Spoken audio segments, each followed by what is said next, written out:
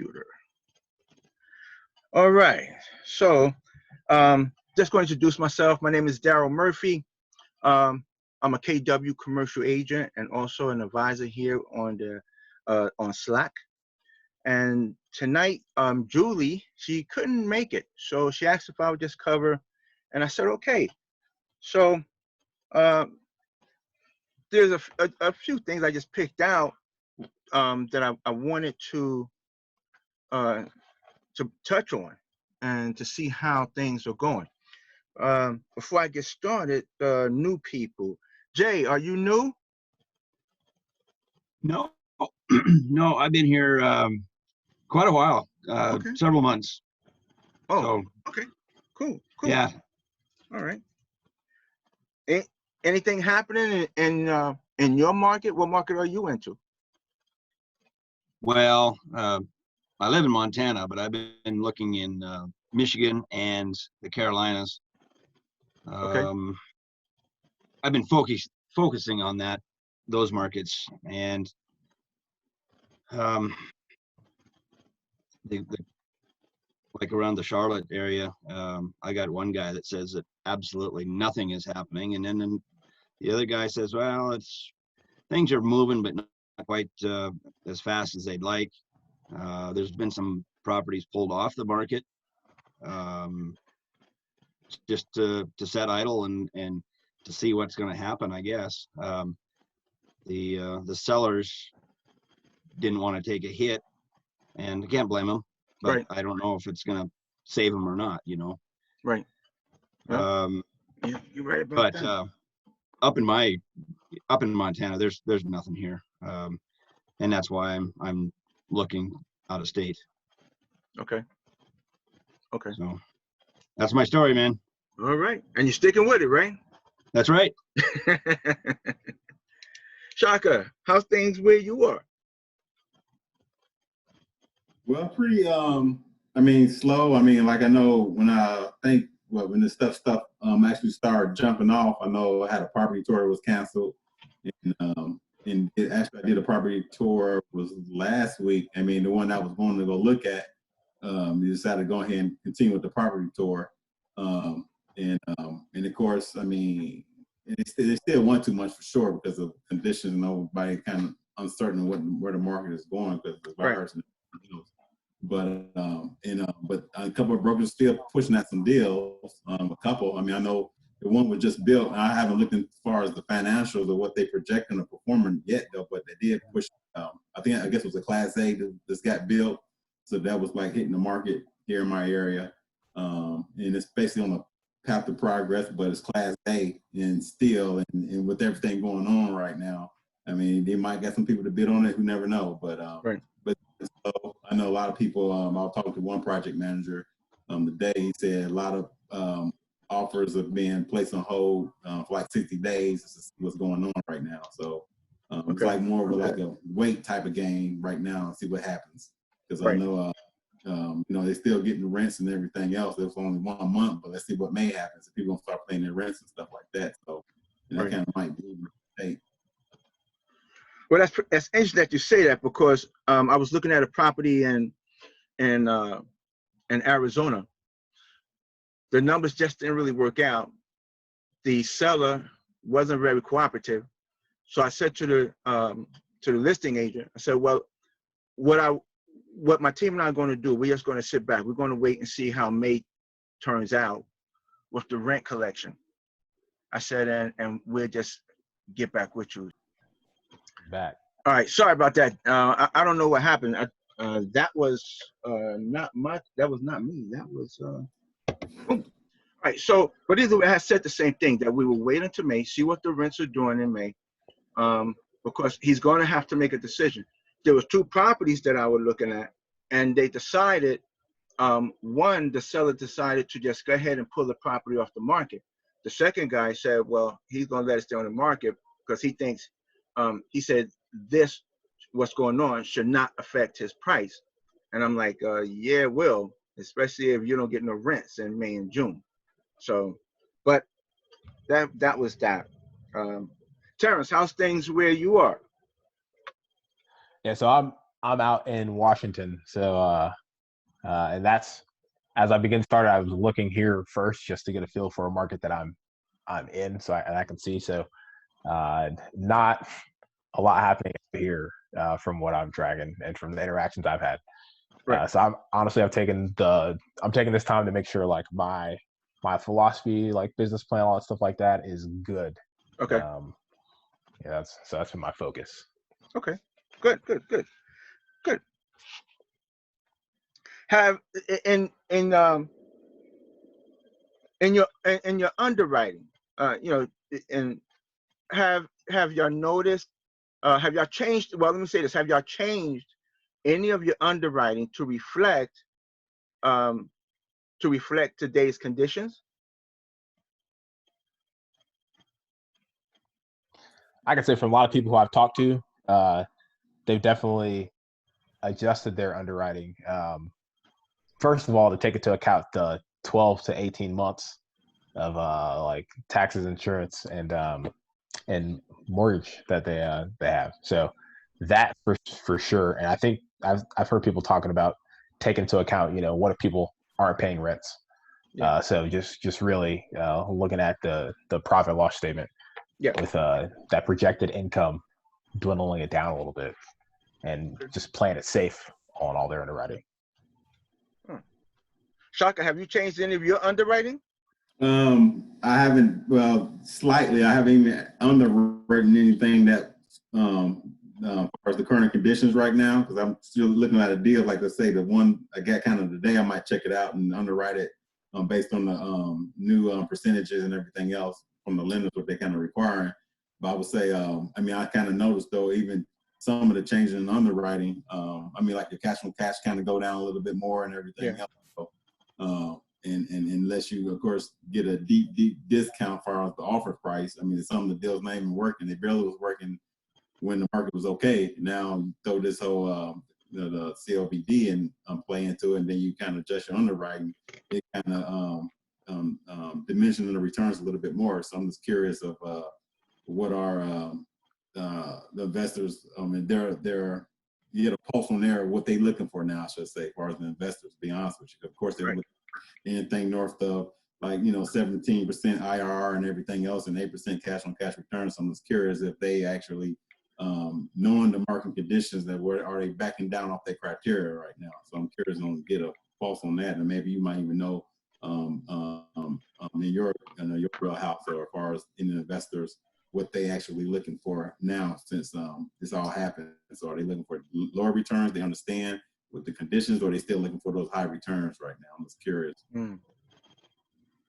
Well, I can say that before I get into that, Jay, have you altered or changed any of your underwriting? I haven't. Speaking with a couple of the brokers that I did, they're not even interested in looking at any deals right now. The sellers have kind of backed off, and I've got a couple that I want to try and redo with the lower incomes on it, just to put it out there, right, and see what kind of reaction I'm going to get. But as of yet, I haven't. Okay. All right. I have changed my underwriting to reflect the rent growth of 0 and stuff like that. However, I know that there's a total of 9 states that have not executed a stay-at-home orders. And so those particular 9 states, well, and actually they say 9, but it's really,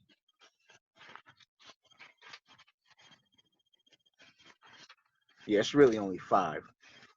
Arkansas, Iowa, Nebraska, and the Dakotas. So those are the only 5 states that have not implemented stay-at-home orders.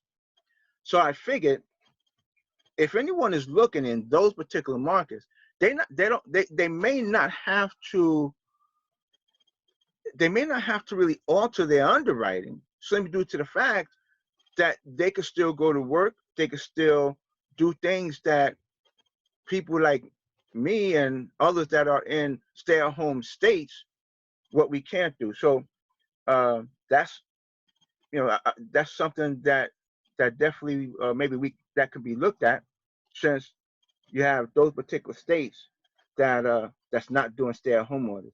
The other states that is reported as not doing stay-at-home orders, but on a part, is Wyoming, Utah, Oklahoma, and South Carolina. Says those 4 states, they're not really doing stay-at-home orders. But they have implemented something. That's what they were saying about that. But at least we know Arkansas, Iowa, Nebraska, and the Dakotas, they're not doing no stay-at-home orders. They said there's no way they're gonna shut down. They're gonna shut down their government. They said they're not gonna do it.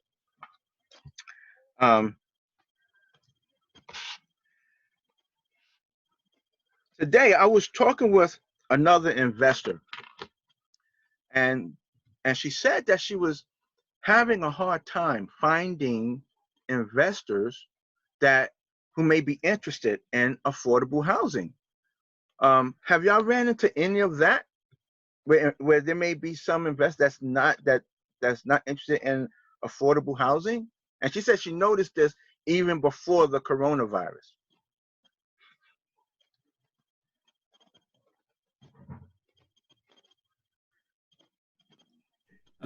No, I haven't personally myself. Right. Okay. Yeah, same here. Not personally heard or experienced that. Okay. All right. Jay, have you heard that? Anything?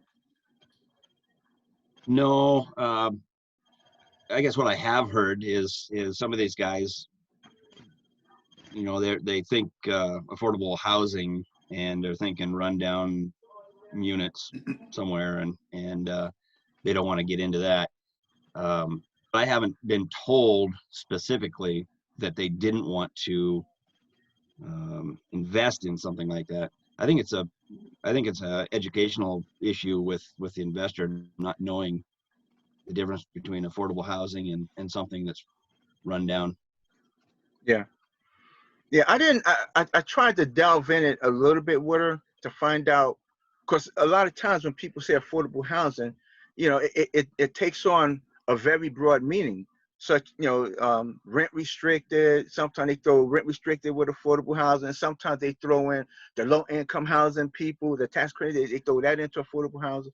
So I tried to nail it down and ask her, well, when you speak of it, are you looking at rent restricted apartments? So she didn't reply back yet to me in reference to that question, but it was just something that I asked her, because I remember at one time when I was looking at a rent restricted, and this was in South Carolina, it was 100% rent restricted building. And first of all, the state which governed this program made it clear that if you don't have the experience, you weren't going to be able to acquire the building. So I did ask around, and that was early on. I did ask around, but it was something that I just said, you know something, let me just stay away from this, because one, they dictated how much the rent could be increased. I could apply for a waiver, but it's not always guaranteed you're going to get it. So I said, let me back away from this. I'm gonna leave this thing alone. So I totally just left it alone. You know, have any of you ever looked into affordable housing? I haven't looked into it, but I do think what you're saying, it could make sense, because I know before this happened, talk with Julie, like Washington was very likely to implement some of the rent restrictions, and that would be in affordable housing, just like it pretty much is in New York. You know, those were affordable housing like properties ish, not like in the sense that they were like run down or anything like that, but they were marketing to the normal average person, but the rent was just super high.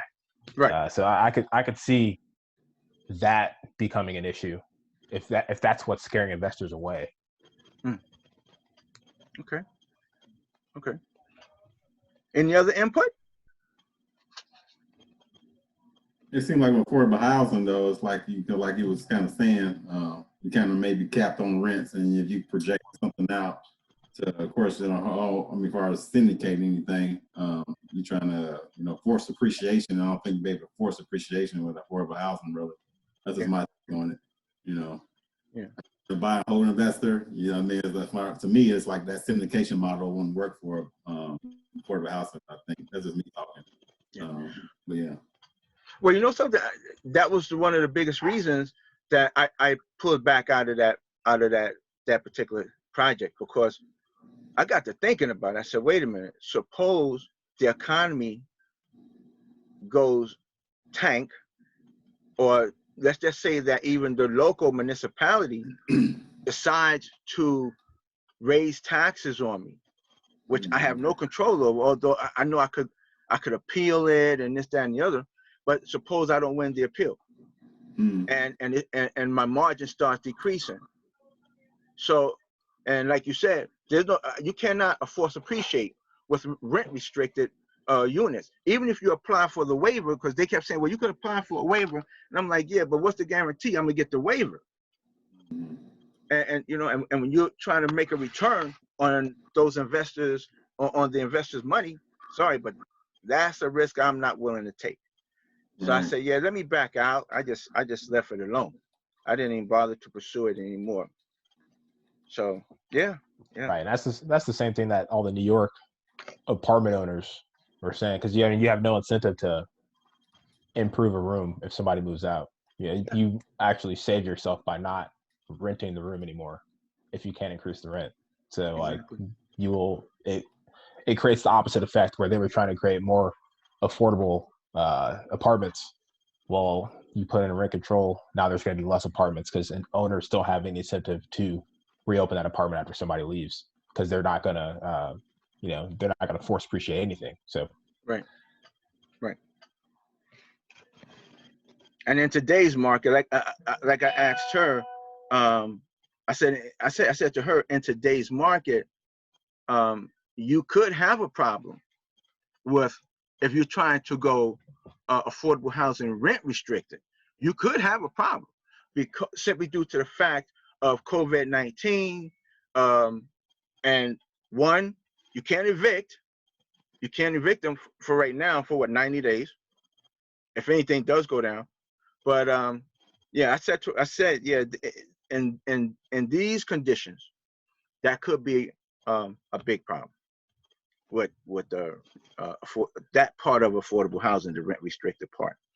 So yeah.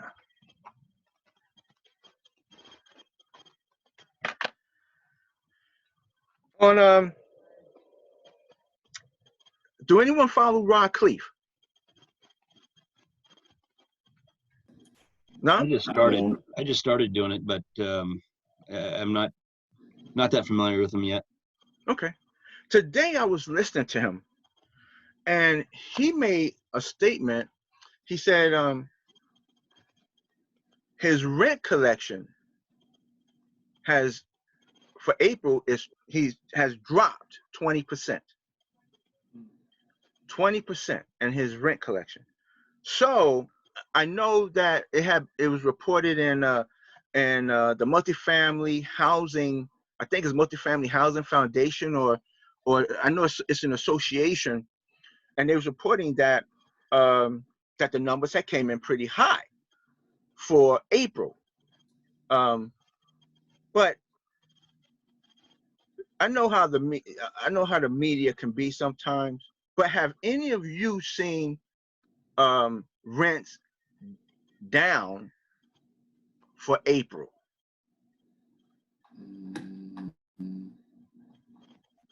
I have not. Matter of fact, all my tenants paid early, which kind of worried me. You said it kind of worried you, huh? Yeah, because I wasn't sure what was going on. It just makes me a little nervous. But but yeah, they all paid paid early, and so I'm thankful. Yeah. Okay. All right. Some of the stimulus money went out today. I know a lot of people got their stimulus checks today and whatnot, so you never know. So that's holy smoke. My brother-in-law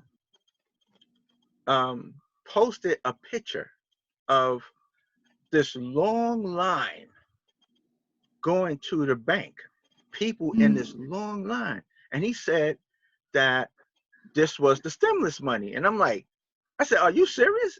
That you should have seen the line. This line went up the block and around the corner, and it was in New York, in Brooklyn. So I said, holy smoke. So the stimulus money went out. If you already got direct deposit, if you did a direct deposit to your like your taxes last year, yeah. But I think they were saying paper checks probably be around May sometime though. But a couple people I know, at least 3 people for sure, they got this stimulus money today. So but yeah. Wow. That's crazy. That's crazy. So Terrence, have you seen any kind of what are you saying in reference to rents firsthand? Because everybody's going to report, the media's going to report one thing, but firsthand, what have you seen? Have you seen anything different or heard anything? Yes. Firsthand, I can't speak of right now. The deal I'm in currently is development, so it's not being affected at the moment. But all I have is hearsay. So, Okay. How you like developing? So I'm just passively invested in it, but I mean, I trust the person who's doing it for sure. I think it's in this environment right now, because there are no renters, so and construction can still continue. It's not a bad deal at the moment, but obviously I'm not making any returns, so at this time. But the good thing is nothing is affecting the project really, because people can still do construction. So it's not bad right now. Right. Have you ever heard of Public Improvement District? I have not. The reason why I asked, there's a broker in Laredo, Texas, and she was telling me about the public improvement district. Now I'm not. I don't think I could go quite deep in depth on it, but I'm gonna try to explain it to the best of my ability. Because she was telling me about it because of me looking at some property in Laredo. So it had a lot to do with bonds, and if you buy the land and build on it in areas, I'm not going to say in areas that are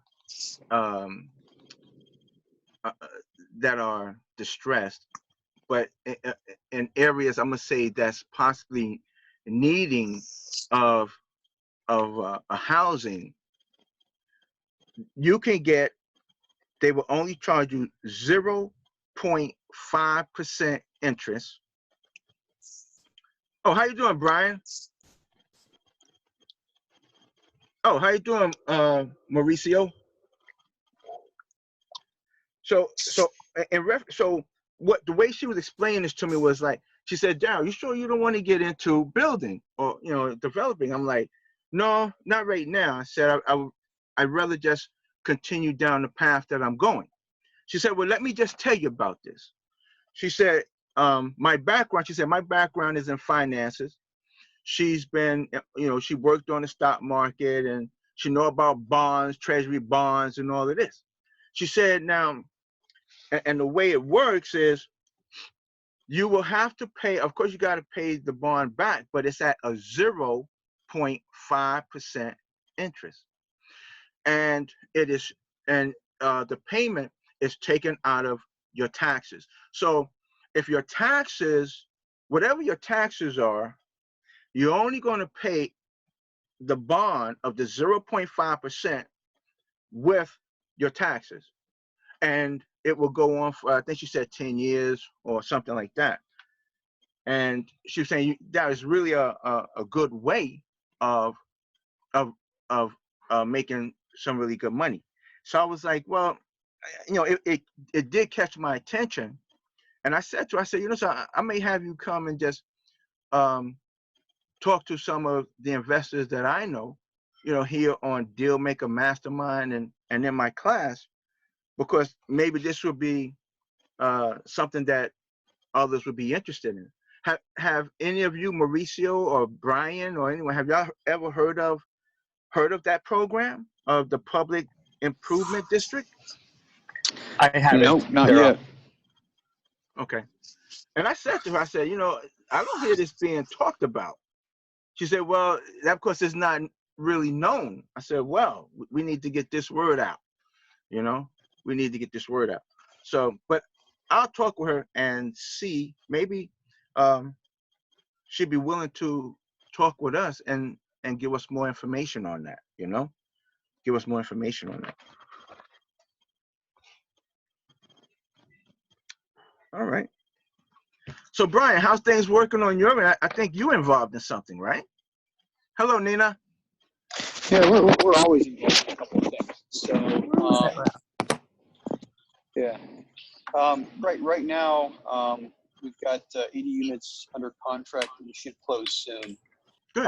COVID already, threw a wrench in it, but we had due diligence done. Everything was, all the contingencies, wiped away.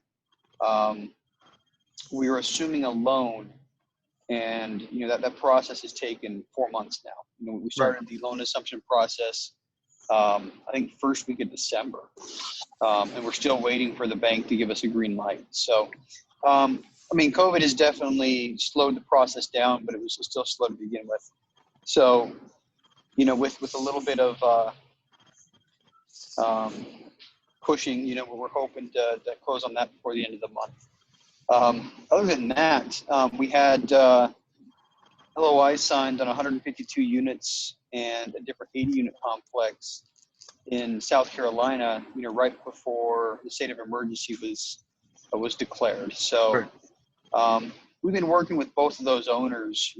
We've made sure they understand that we really want to purchase the properties. Just right now, it doesn't work. So number one, we cannot travel to do due diligence, and we can't even access the entire property to do due diligence. So basically, with those two properties, we've agreed with the owners to keep the signed LOIs, just on the back burner until the restrictions lift to the point to where we can get in and start due diligence. And once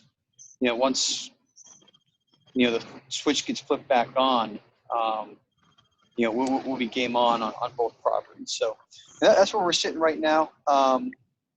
As far as the properties we manage, we're doing okay. We definitely took a hit to our income, but it wasn't drastic of a hit. Our occupancy is a little lower than we like, but we're working on pushing that up. So that's basically where we're at. Still living the dream. Okay.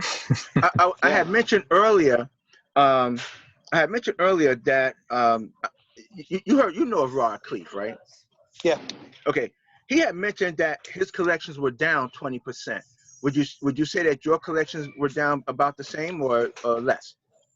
I have one building in Section 8, so collections on that one were the same as they were last month. Okay. And it's in an area where, if you know how Section 8 works, yeah, the housing authority will pay a percentage of the tenant's rent. Right. But the tenants we have right now, the housing authority is paying like 98% of the tenant's rents. So our collections this month was exactly the same as it's been in the past. Okay. That is definitely one advantage to Section 8. There's a lot of extra red tape you got to jump through, which is I think why a lot of people shy away from it. And then on our free market properties, our collections were, about 90 to 95%. We had a few more people pay late than normal. But we tried to be as proactive as we could with the property manager to let people know that there is a way to stay in. So Right. like most states, we have a no evict order where we're at, so we can't evict anybody until the restrictions are lifted. So, but basically, we've told people that if they can't pay for a given month, to let us know, and we'll work it out with them. Right. And what we've agreed with what we've agreed between us and the property manager is, if a tenant really wants to stay there, once they're back to work, we'll sign them with a lease, and we'll just we'll spread load their payments over the next 12, 14, 18 months, however long they want to stay there. So, Right.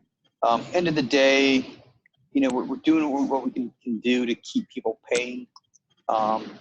Fortunately, we're in South Carolina, and there's no big rent ban movements, or I've seen those in, I think Baltimore had a big movement of let's not pay rent this year, or for a while. But our collections overall were strong.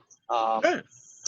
I'm a little more worried about May. I was worried about April, but we were okay. Okay. Yeah, I'm a little more worried about May, but we'll see how it works. Stimulus checks have all hit. We got ours today, and unemployment is starting to roll out slowly. So today's what, the 13th, 14th. Hopefully in a couple of weeks, the stoppers off of unemployment, and people are bringing money in again. So Sure. Fortunately, I think the government stimulus hit at just the right time, and should keep our May collections up as well. Good. Fantastic. Nina, you knew, right?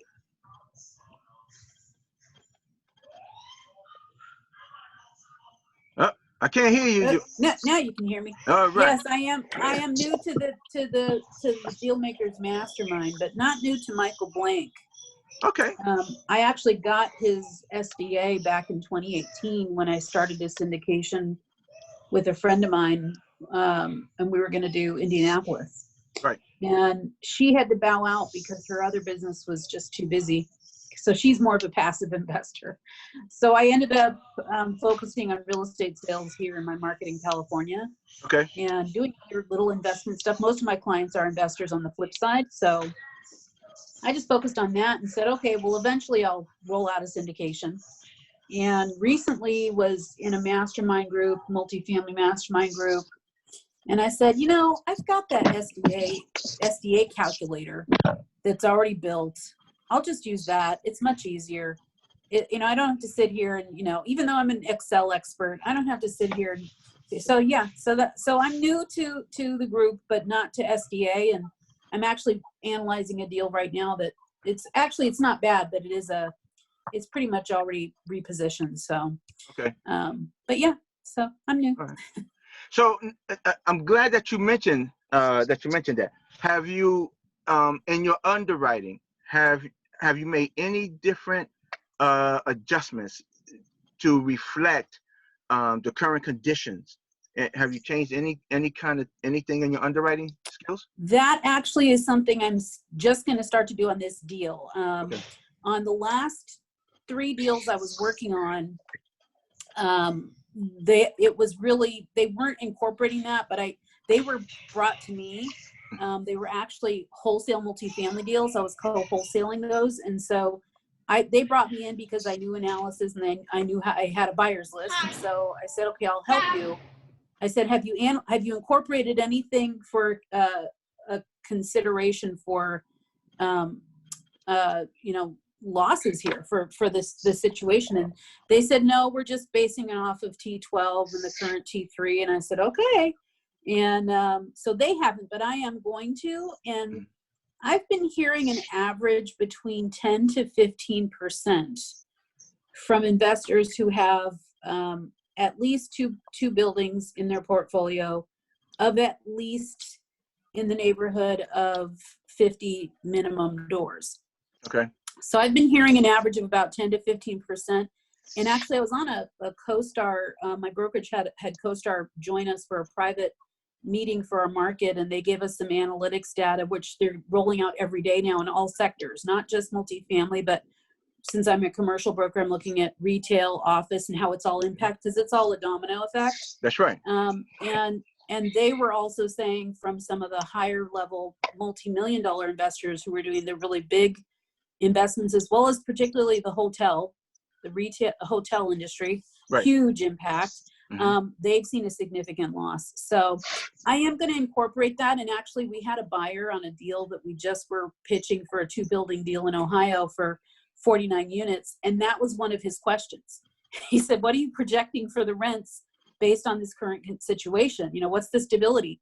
Well, it's a big giant, who knows, really, how much do people really know? I mean, yeah, the stimulus is there. The stimulus is only going to help so much. The unemployment is only going to help so much. I think, and anyone else can answer this for me. From my perspective, I think tenants who are workers, particularly those in the service industries, the retail, the restaurants who are renting, if they have other bills to pay, including just sustainable bills like food, but if they have other bills to pay like their internet and those things, and they know that they can't be evicted, I think they're going to see rent as that's last on the totem pole. That's the last thing they're going to worry about paying, even though they've been communicated with their landlords.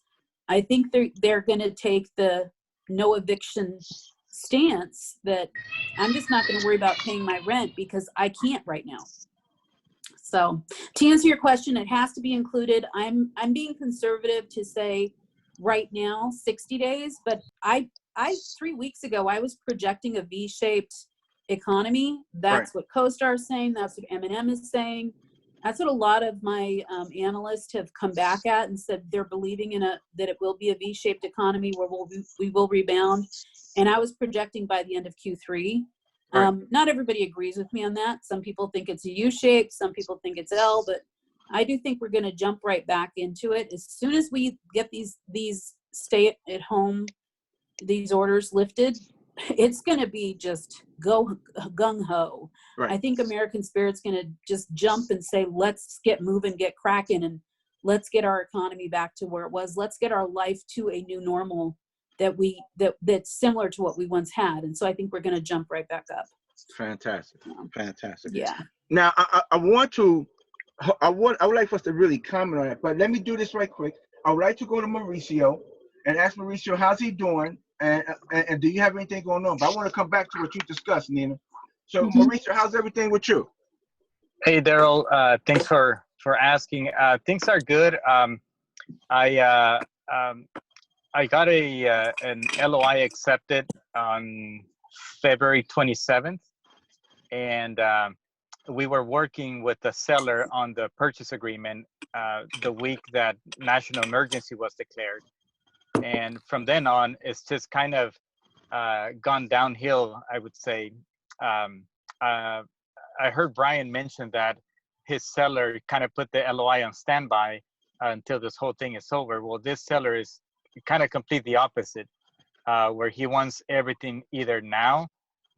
He wanted me to do due diligence in 30 days, which is impossible. With travel restrictions, getting into 40 units, I can imagine the liability as a real estate agent of having an inspector go into 40 different units and one person costs, and I can just see the ripple effect. Just one point, you might want to check the law. In South Carolina, the tenants can refuse entry, and that's where we're Brian. at. So, I mean, check the local laws wherever you're at, and if it's something where you physically cannot do it, I mean, it is a public health emergency. It is something where we're supposed to be doing social distancing. Now, obviously, if the seller, the seller can do what the seller wants to do, but do a little bit of research on that side of the fence and just say, hey, look, legally, we can't do X, we can't do Y, we can't do Z. There's also contracting involved. You have to get certain people out there to help you do due diligence. potentially a contractor, an inspector, and everything else. And in some states that are on various stages of lockdown, you can't get access to those people. Mhm. So, it might be, That's great suggestion. yeah. I mean, something you can just Oh. explain to them, say, hey, look, I mean, as much as I want to do it, here's what my restraints are. I Mhm. can't physically enter every unit because the tenant can say no. I can't get a roofer out there. I mean, you probably could get a roofer, but I can't get X, I can't get Y, I can't Mhm. do. These are all the things that I want to do HVAC, during due plumber, diligence. etc. Yeah, Mhm. I can't get And all I the would add- professionals and out I- there that I want to do. And I would add to that as well, the LOI on this deal, I actually connected to the seller and directed the seller on this. And I said, I might want to buy this one myself.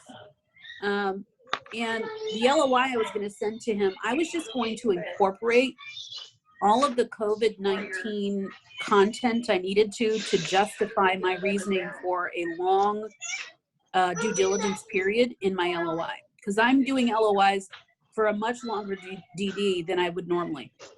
And citing those, what you were just saying there, what are the current restrictions or requirements within the state, considerations for the tenants, all of those pieces.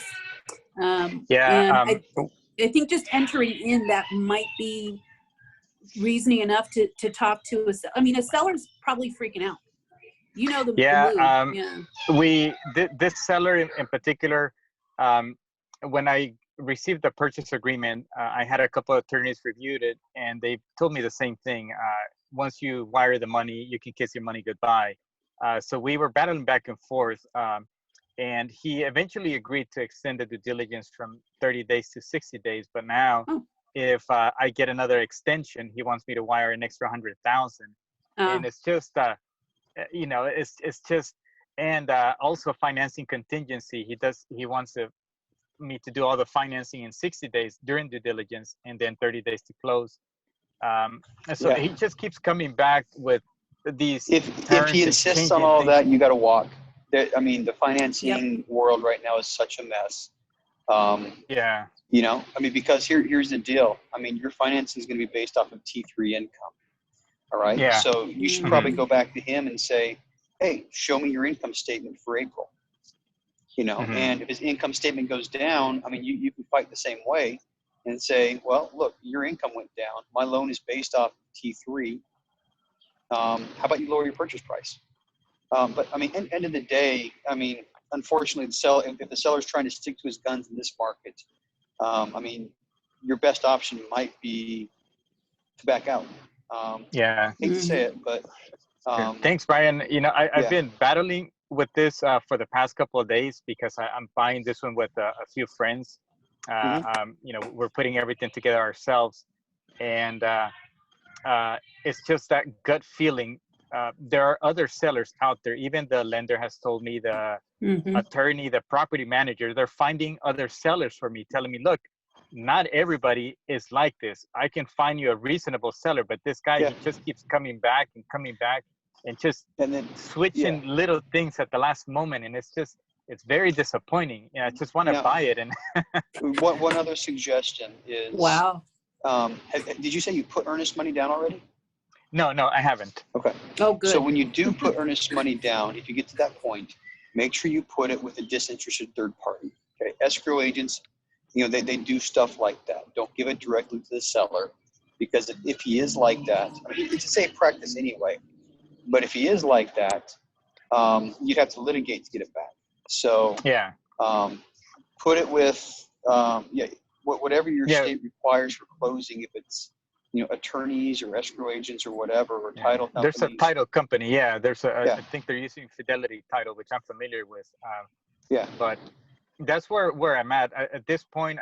The last email I received was that the seller is holding firm on his decision not to extend the financing contingency, and I had mentioned to them I cannot move forward without it. Things have changed, unfortunately, and I'm at that point where that's your answer. Yeah.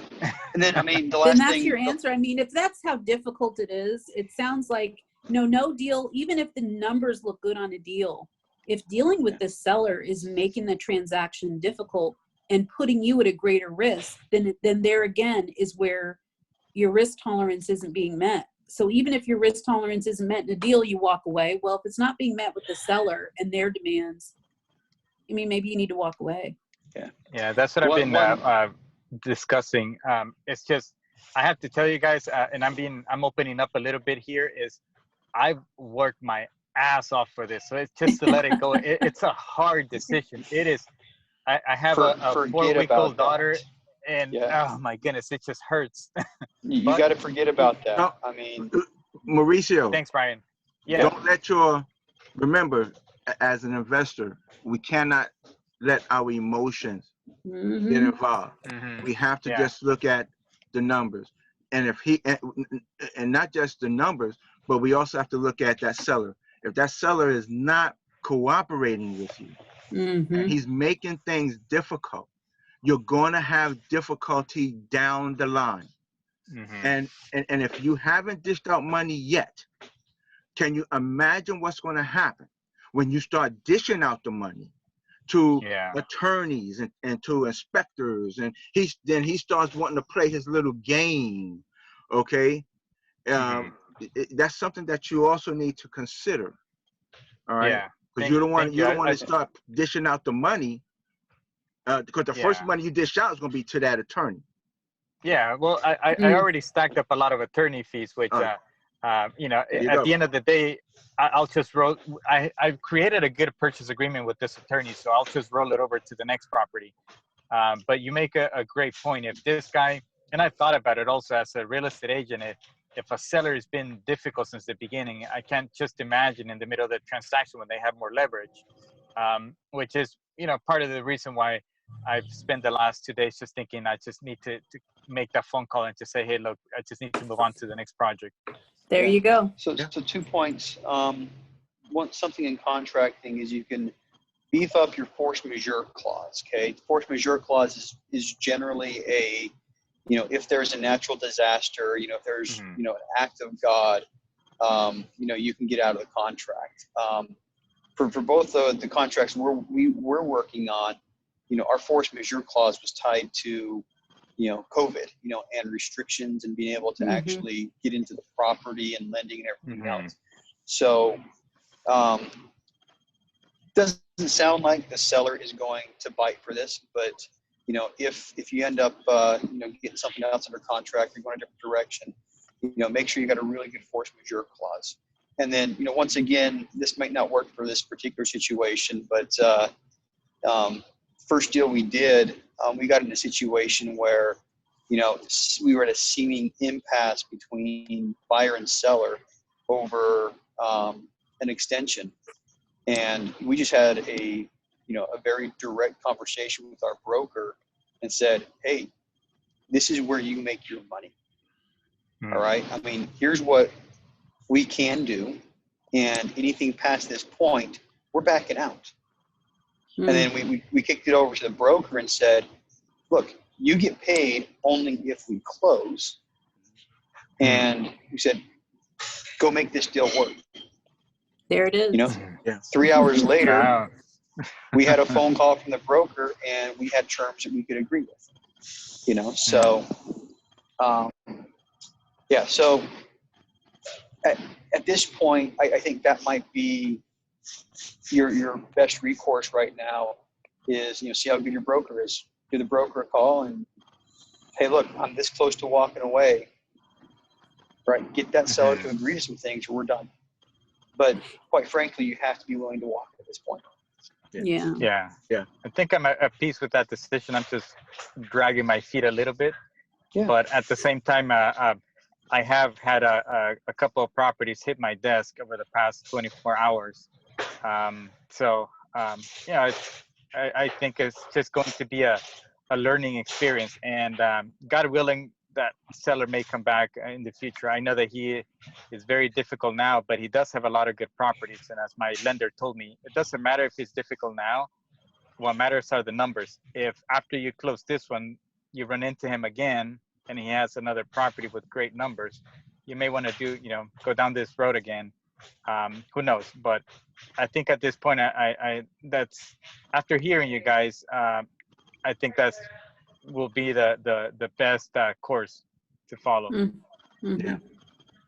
Yeah. All right, I got to bail right now, but it was great talking to you guys. Sorry, but Thanks, Brian. staying Good long. seeing Thank you, Brian, for coming All on. right. Thank All you. right. Thank you. See you All right, guys so- around. So Bye. we have a few minutes left. We have about 4 minutes left. So I did want to jump back to what Nina was saying, because Nina had mentioned something really good. She said, Nina, you said, you can I say safely that you were predicting that the market would come back on a V shape, or did you Yeah. think it will come back on a U? A V. Okay. Can you please explain? Because you said you are a broker, right? Mm-hmm. Okay. All right. So I'm a commercial agent too. So can you please explain? 'Cause I don't know if everyone may be aware of what the V and the U shape is. Would you explain Sure. to me what a V and U shape is? Well, it's essentially just seeing that letter on a chart, if you will, from the current point, or ideally in a more realistic timeline, from the time I would say the stay-at-home orders happened, because that's pretty much, well, really when we saw the stock markets falling, right? When they took the biggest dives. And that was really by the middle, I would say the middle of February, right? Towards the end of February. So we saw that that point of the dive there, and then it continued on a downward slope, and it just kept going down. And now we got down to where we're at now. And this is in part how CoStar kind of helped to explain it. It's correlative to what's occurring in the solution to the COVID-19, meaning that the more that we move towards vaccinations or medicine, the more we move towards less people going to the hospital, less people getting infected, the more we move towards less deaths. And I hate to be morbid, but that's just the reality. On the medical side, if you listen to their reports, it's brutal what they're dealing with. And that's the reality of it. So until that changes, we're going to continue to go downward. If we keep seeing an increase in deaths, an increase of COVID cases, the economy is going to continue to hit towards it hasn't hit its bottom yet. Once it does, we start to, and this is why I believe this is the case. Once we see resolution on the COVID side, with less number of cases, with vaccinations they're working with, less number of deaths, less number of people getting infected, that's going to be the domino effect to say, okay, we're seeing a light here that we can start moving upward. A V shape is a gradual decline and then immediately shifts towards a gradual incline. And so with that change, that momentum will be there, because there's something that's going to be the impetus that will have produced the reduction of cases in COVID. And as a result, everything else will be a domino effect. Now, you have also with that what the government attempted to do, which was to affect that change from a financial perspective. They said, let's pump money into the system in order to maintain the system. And so they eventually effectively became the biggest lender in the world. And with some of it forgiveness too. And so with having done that, they're really trying to say, we're bridging the gap between where we are in this dive to where we're trying to get to with the incline from the COVID, dissipating, the issue reducing. Right. And so they're trying to get closer to that rise. Now, some perspectives are that it's not a V shape and that it's a U shape. The timeline to get to the incline is going to be very much dependent upon removing this stay-at-home orders around the country. And there's been some movement, like with NAR, and I'm sure you saw this. NAR was on the front lines with the feds saying, hey, they're essential. If realtors couldn't get out there to function and deal with transactions, a lot more transactions that my colleagues lost, I lost some buyers on some deals, would not have fallen out. Right. So they had to make that change. So I think that, with the V shape, we're still trying to get to the very bottom where we start to incline. That may happen for at least another 30 days. The stay-at-home order was extended, I know, for California to May 15th. I don't know if that's around the nation, but so we're kind of looking at it at a 30-day window. We want to see, okay, what's going to happen May 1 with the rents? Yep. And then what's going to happen June 1, right? So That's right. we're waiting. So I think the end of Q3, which is the end of August, is when we're going to really see the big jump up. However, some people think that it's going to be more gradual, and it'll be a U shape where we'll go down and we'll stay low for a while and then slightly come up. And then there are some who think it's going to be an L shape. We're going to go down and we're going to stay like this probably through the end of the year. And I don't think that's the case. I think that as soon as we get back to our a form of normal, people like us, investors, and anyone else in the real estate industry and just in the economy in general, is going to be gung-ho to bring the economy back. Right. Well, Nina, I would like to Hope that thank you. explained it. Well, I would like to thank you very much for that explanation. We ran out of time. It's 9:02, and I don't want to hold you longer than that. But Nina, that was an excellent explanation. I hope everyone understood exactly what she was saying. I don't want to keep y'all longer because I don't want Julia to be mad at me. So I would like to thank you all for coming. Shaka, I want to thank you. Terrence, thank you. Nina, thank you. Mauricio, thank you. Jay, thank you. Thank you all for coming out and being here tonight. And next week, see you here, 8 o'clock. All right. Thank you, guys. Bye-bye. Take Thank care. you. Thanks, everyone. All right. Have a great night, everyone. And y'all be safe out there. You All too. right. Yep, stay safe. Good job, Daryl. Thank you. Thank you.